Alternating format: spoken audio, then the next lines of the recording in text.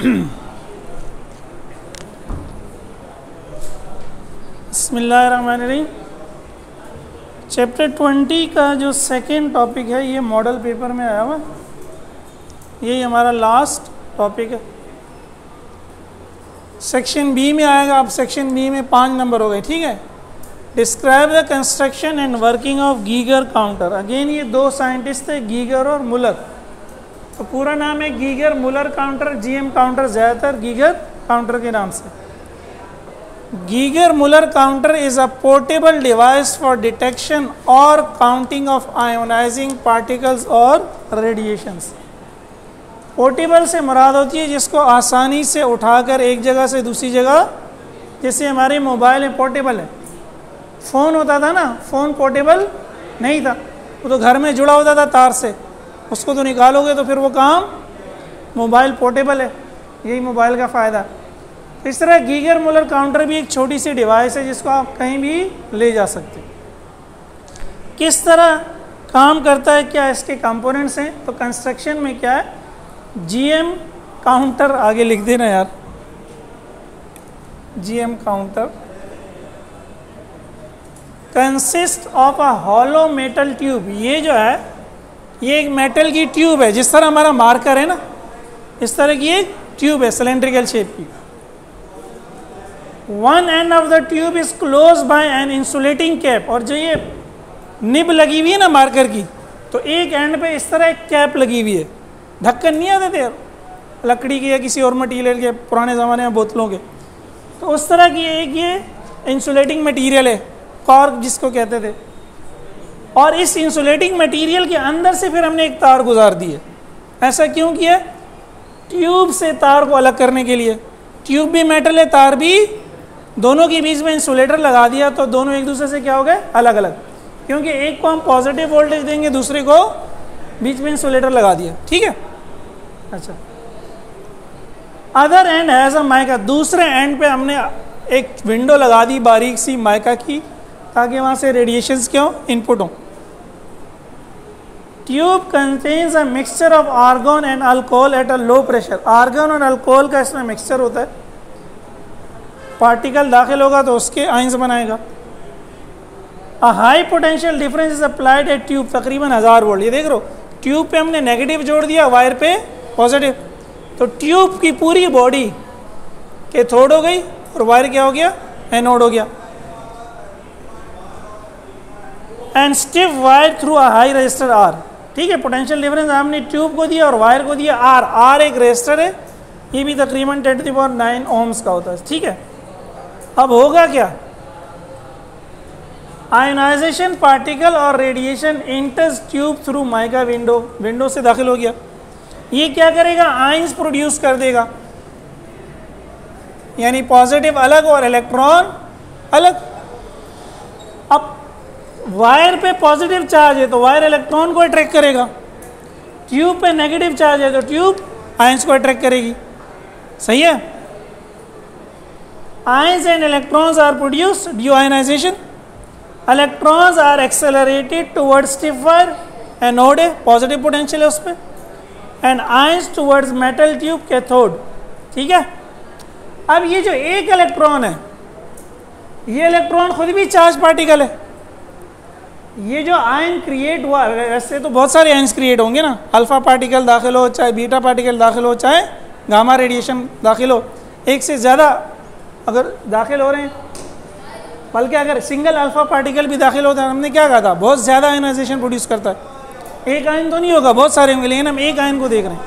अब ये जो एक इलेक्ट्रॉन है, ये भी जब मूव करेगा इसकी जानिब, एनोड की जानिब, तो ये भी क्या करेगा, एटम से दूसरे इलेक्ट्रॉन्स को नॉकआउट करेगा, ठीक है। A single electron will knock out an electron from atom, दस रिजल्टिंग इन 2 इलेक्ट्रॉन्स। ये तो आयन, अब ये इलेक्ट्रॉन एक दूसरे एटम के पास गया जो आयन नहीं था, इसने क्या किया, इसको भी आयन बना दिया, तो ये खुद और एक और इलेक्ट्रॉन प्रोड्यूस हो गया, 2 हो गए। फिर ये 2 मिलकर 2 और को आयंस में कन्वर्ट कर देंगे, तो कितने जाएँ, 4, 4 से क्या हो जाएंगे, 8। तो ये तो एक इलेक्ट्रॉन की बात हुई जो एक आयन से बना था, और यहाँ तो बहुत सारे इलेक्ट्रॉन बने होंगे। तो इस इफेक्ट को कहते हैं एवलांच इफेक्ट। एवलांच क्या होता है, कभी कभी आप देखें बर्फ़ जब पड़ती है खासकर पहाड़ों पर, तो ऊपर से अगर आप थोड़ी सी बर्फ़ को रोल करके लुढ़का दें तो उसके साथ बर्फ़ चिपकती जाती है और वो गोला बड़ा होता जाता है। इसको कहते हैं अवलांच इफेक्ट। यानी हमने स्टार्ट तो एक बहुत छोटी चीज़ से किया लेकिन वो एकदम ही एक बड़ी चीज़ बन गई। तो यही होगा कि शुरू में तो आपके बहुत थोड़े आयंस और इलेक्ट्रॉन्स बनेंगे, लेकिन हर इलेक्ट्रॉन बहुत सारे इलेक्ट्रॉन और बना देगा, तो इस एनोड के पास बहुत सारे इलेक्ट्रॉन्स पहुंचेंगे। सही है। तो इलेक्ट्रॉन्स के पास क्या होगा, इस वायर में से जब इलेक्ट्रॉन पास होंगे रेजिस्टर में से गुजरेंगे तो करंट फ्लो होगा। और हमने पढ़ा था चैप्टर 13 में भी किसके बराबर होता है, I R, current multiply by resistance. इधर क्या हो जाएगा, एक पोटेंशियल आ जाएगा। ये पोटेंशियल आप काउंटर को दे सकते हैं, जैसे आपकी घड़ी में, डिजिटल घड़ी में क्या होता है 1 सेकेंड 2 सेकेंड, ये क्या है काउंटर। ये स्पीकर में वो आवाज़ प्रोड्यूस करेगा, क्लिक क्लिक। तो हर टिक का मतलब है एक पार्टिकल आया, दूसरी टिक का मतलब है दूसरा पार्टिकल आया। ठीक है, तो ये चीज़ आगे लिखी हुई है। 2 will further produce ionization and converts to 4 and so on. Thus the electrons creates an avalanche effect and a momentarily high current is passed through resistor R. ये इसलिए बड़ा रेजिस्टर लगाया कि करंट बहुत बड़ा होता है। ठीक है, this creates a potential difference across R. Resistor के क्रॉस एक पोटेंशियल क्रिएट हो जाएगा which is used as an input to a counter और अ स्पीकर। आप आगे जो चीज़ लगाना चाहें, काउंटर लगाएं तो वो काउंट करके बताएगा कि कितनी रेडिएशन एंटर हुई हैं, और स्पीकर लगाएंगे तो टिक टिक की आवाज़ आएगी। सही है, ये आप लिख लेंगे इंशाल्लाह 5 नंबर मिल जाएंगे। ठीक है, अब इसमें कुछ 2-3 बातें, ये तो उतार लिया होगा ना।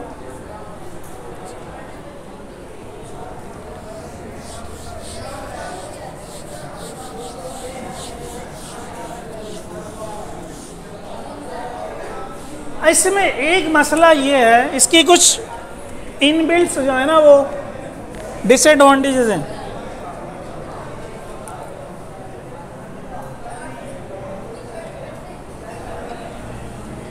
एक आयनाइजिंग पार्टिकल इंटर हुआ, सही है, उसने ये सारा काम किया, इलेक्ट्रॉन्स पहुंच गए एनोड पे, आयंस पहुंच गए कैथोड पे।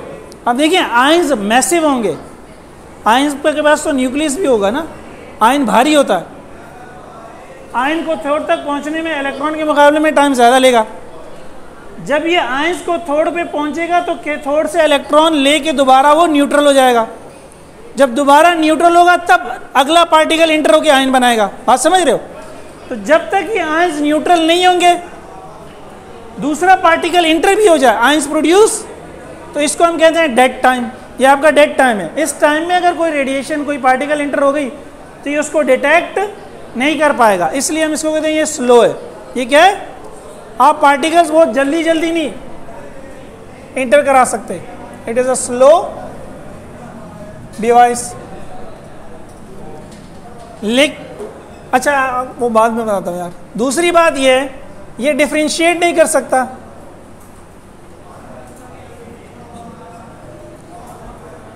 इसको ये पता नहीं चलेगा कि अल्फा पार्टिकल आया है, बीटा पार्टिकल आया है या गामा आई है, ये उनमें फर्क। तीसरी वही बात है कि ये एनर्जी भी को भी डिस्टिंग्विश नहीं कर पाएगा, किसकी एनर्जी कम है किसकी ज़्यादा है।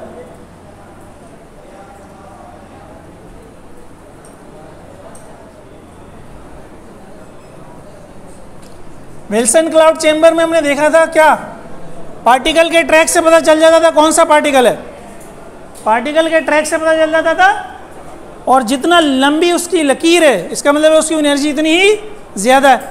इसमें ऐसा कुछ नहीं है, ना आपको पार्टिकल का पता चलेगा कौन सा है, ना उसकी एनर्जी का पता चलेगा। भाई सुन रहे हो,